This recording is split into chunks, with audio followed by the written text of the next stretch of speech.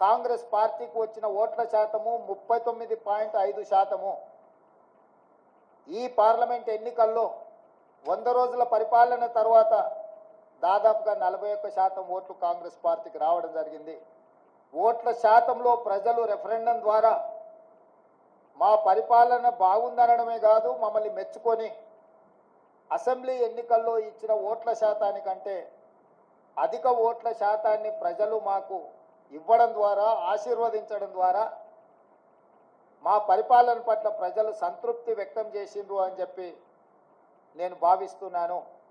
అదేవిధంగా 2019 పార్లమెంట్ ఎన్నికల్లో 3 పార్లమెంటు గెలిస్తే ఈ ఎన్నికల్లో మమ్మల్ని 8 పార్లమెంటు సీట్లు గెలిపించడం ద్వారా 8 సీట్లు అధికంగా ఇచ్చి పార్లమెంటులో కూడా మాకు అత్యధికంగా సీట్లు ఇవ్వడం ద్వారా ఓట్లు సీట్లు కూడా మమ్మల్ని పెంచడం ద్వారా ప్రజలు ఆశీర్వదించారు.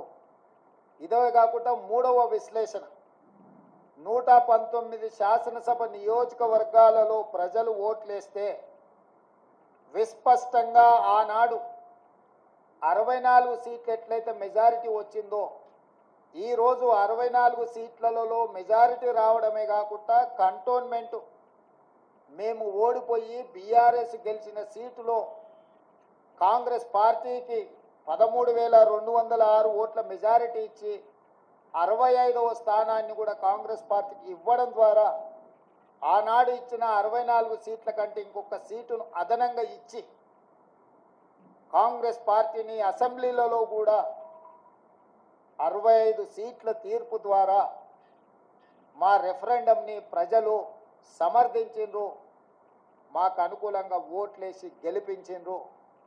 కాంగ్రెస్ పార్టీ అధ్యక్షుడిగా, ముఖ్యమంత్రిగా కాంగ్రెస్ పార్టీ ప్రజాప్రతినిధులకు, మంత్రివర్గ సహచరులకు, శాసనసభ్యులకు, రాష్ట్ర స్థాయి నాయకులకు, జిల్లా స్థాయి నాయకులకు, మండల స్థాయి నాయకులకు, మరీ ముఖ్యంగా గ్రామ స్థాయి కార్యకర్తలకు మనస్ఫూర్తిగా కృతజ్ఞతలు, ధన్యవాదాలు తెలియజేస్తున్నా.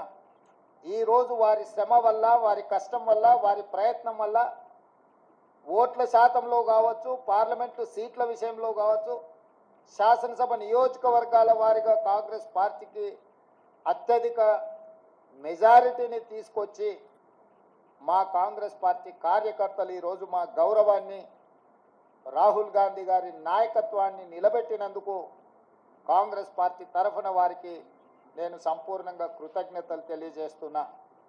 ఇక రెండవది, 8 పార్లమెంట్ సీట్లు గెలిచిన భారతీయ జనతా పార్టీ 2019లో 4 పార్లమెంట్లు గెలిస్తే ఈరోజు 8 పార్లమెంట్లు సీట్లు గెలవడం జరిగింది. వాళ్ళు కూడా వాళ్ళ సీట్లను పెంచుకున్నారు. ఆనాడు 20% ఉన్న ఓట్లను వాళ్ళు ఈరోజు 35%కి పెంచుకోవడం జరిగింది.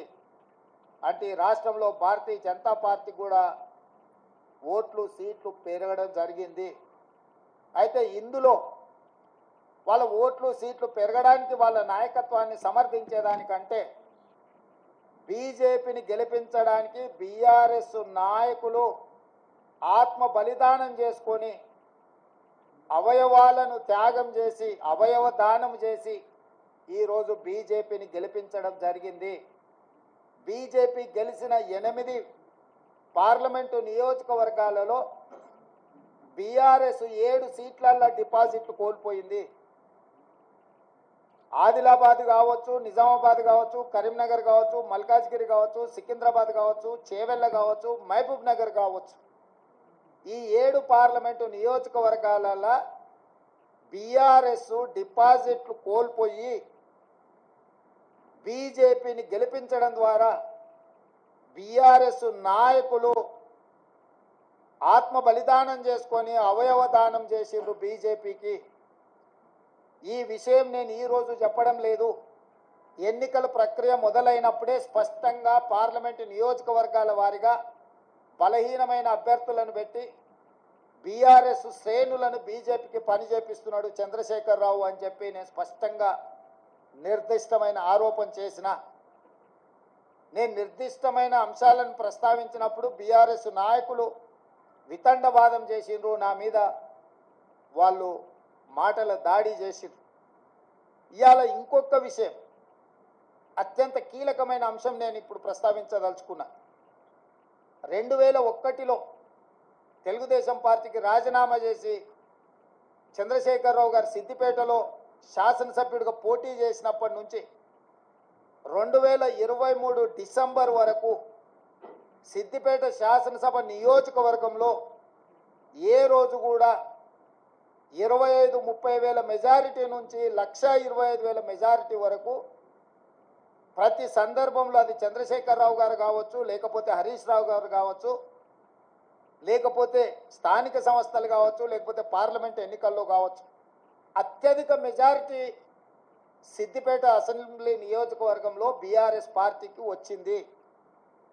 కానీ ఈ పార్లమెంట్ ఎన్నికల్లో హరీష్ రావు గారు సిద్దిపేటలో పూర్తి తన ఓట్లను బీజేపీకి బదిలీ చేసిండు. ఇవాళ బీజేపీ రఘునందన్ రావు గారికి 63,000 పైచిలకు ఓట్లు వస్తే బీఆర్ఎస్కు 65,000 ఓట్లు మాత్రమే వచ్చినాయి. ఈరోజు బీఆర్ఎస్ మెజారిటీ సిద్దిపేటలో 2,500 ఓట్లు మాత్రమే. అంటే ఇప్పటి వరకు సిద్దిపేట నియోజకవర్గం మీద పూర్తి ఆధిపత్యాన్ని పట్టును ప్రదర్శించిన బీఆర్ఎస్, కేసీఆర్, హరీష్ ఇద్దరు బీఆర్ఎస్ ఓట్ల మొత్తాన్ని బీజేపీకి రఘునందన్ రావుకు బదిలీ చేయడం ద్వారా ఈరోజు మెదక్లో కాంగ్రెస్ పార్టీని ఒక బలహీన వర్గాల అభ్యర్థిని ఓడించడం జరిగింది. మాకు కేవలం సిద్దిపేటలో వచ్చిన మైనస్ వల్లనే ఈరోజు దాదాపుగా మేము మెదక్ పార్లమెంట్ సీటును ఓడిపోవడం జరిగింది.